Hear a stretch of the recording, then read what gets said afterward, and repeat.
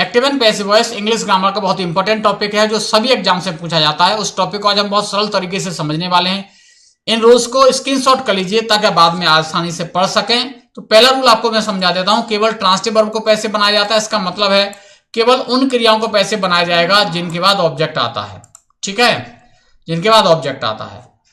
दूसरा नियम है एक्टिव वॉइस के सब्जेक्ट को पैसिव वॉइस का ऑब्जेक्ट बना देते हैं। उससे पहले सूटेबल प्रपोजिशन लगा देते हैं। सूटेबल प्रपोजिशन से मतलब समझ लीजिएगा, जनरली हम वाई का प्रयोग करते हैं, लेकिन कुछ एक क्रियाओं के साथ वाई नहीं लगा सकते, वहां विद लगाना पड़ेगा। कुछ एक क्रियाओं के साथ हमें इन लगाना पड़ता है, कुछ एक क्रियाओं के साथ टू और कुछ एक क्रियाओं के साथ एट का प्रयोग करते हैं। नेक्स्ट रूल है एक्टिव वॉइस के ऑब्जेक्ट को पैसिव वॉइस का सब्जेक्ट बना देते हैं। और सबसे इंपॉर्टेंट रूल है कि जब हम पैसिव बनाएंगे तो हमेशा फाइनाइट वर्ब की थर्ड फॉर्म का प्रयोग करेंगे। उससे पहले बी फॉर्म जरूर ऐड कर देंगे, यानी passive means be plus verb third होता है। इस रूल को आगे डिटेल में समझाने वाला हूं।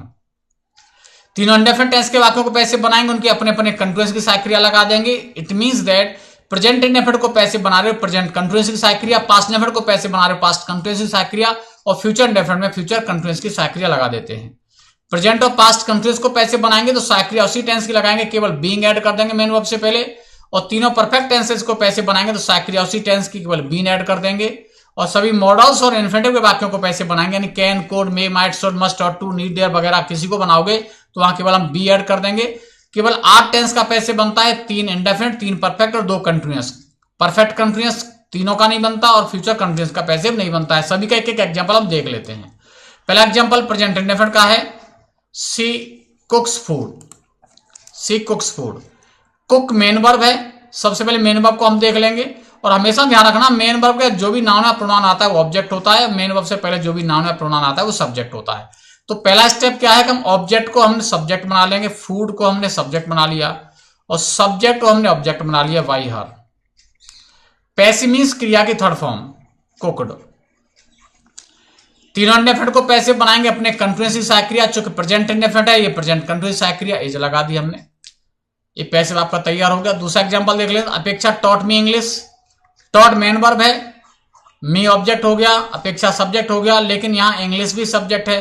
कुछ एक क्रिया है जैसे टीच है, गिव है, टेक है, सेंड है, ब्रिंग है। इन कुछ क्रियाओं के साथ 2 ऑब्जेक्ट आ सकते हैं। तो सिंपल बात ध्यान रख लेना, हम सजीव कर्म को पैसिव का कर्ता बनाएंगे। यदि निर्जीव कर्म को पैसिव का कर्ता बनाएंगे तो सजीव कर्म से पहले टू लगाना पड़ेगा।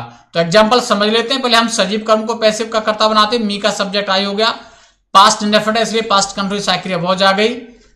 थर्ड फॉर्म पैसिव में टॉट हो ही गया, इंग्लिश, वाई अपेक्षा।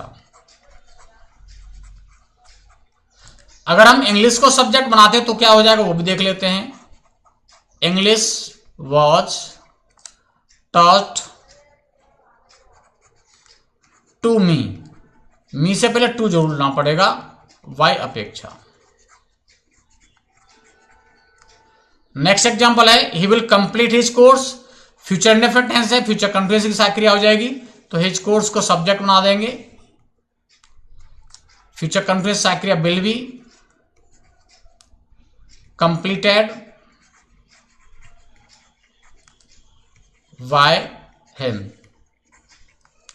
Next, he is not teaching me. तो ध्यान रखना नेगेटिव इंटरोगेटिव का कोई अलग नियम नहीं होता है, वही सेम नियम होते हैं। जहां नोट आया वहां नोट लगा देंगे। नेगेटिव अगर आपका एक्टिव वॉइस है तो पैसिव भी नेगेटिव बन जाएगा। तो मी का सब्जेक्ट आई हो गया, I am not. Present continuous है, सहायक क्रिया उसी टेंस की, केवल बीइंग ऐड होना है मुख्य क्रिया से पहले, बीइंग टॉट बाय हिम। दूसरा पास्ट कंटीन्यूअस है, इसमें भी बीइंग ऐड होना है। अ सॉन्ग को सब्जेक्ट बना दिया, वॉज बीइंग, सिंग की थर्ड फॉर्म संग, बाय हर। नेक्स्ट, ये देखो इंटरोगेटिव है, तो अगर एक्टिव इंटरोगेटिव तो पैसिव इंटरोगेटिव बन जाएगा। तो अब सब्जेक्ट योर वर्क हो जाएगा और यू के हिसाब से हैव आया तो योर के वर्क के हिसाब से हैज आ जाएगा, क्योंकि परफेक्ट में हम सहायक क्रिया चेंज नहीं करते, केवल बीन ऐड कर देते हैं। तो has your work been add हो गया। डन ऑलरेडी पहले से दे रखा है third form, by you. Next, past perfect tense है, हर लाइफ को सब्जेक्ट बना देंगे। हर लाइफ हैड बीन, क्योंकि बीन ऐड होना है बस केवल, ruined by her। Future perfect tense है, they will have forgotten him, तो हिम का सब्जेक्ट ही will have been forgotten by them. By them कई बार लिखते नहीं, इसकी अलग से आपको नेम कराऊंगा मैं।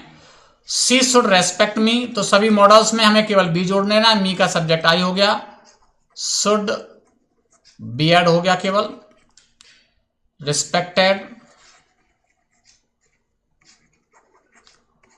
बाय हर। उम्मीद करता हूं क्लास पसंद आई होगी। वीडियो को लाइक कर देना, शेयर कर देना, और जो चैनल पे पहली बार आए चैनल को सब्सक्राइब कर लेना, ताकि लेटेस्ट वीडियो लाइव क्लास का नोटिफिकेशन आप तक पहुंचता रहे। Thanks for watching.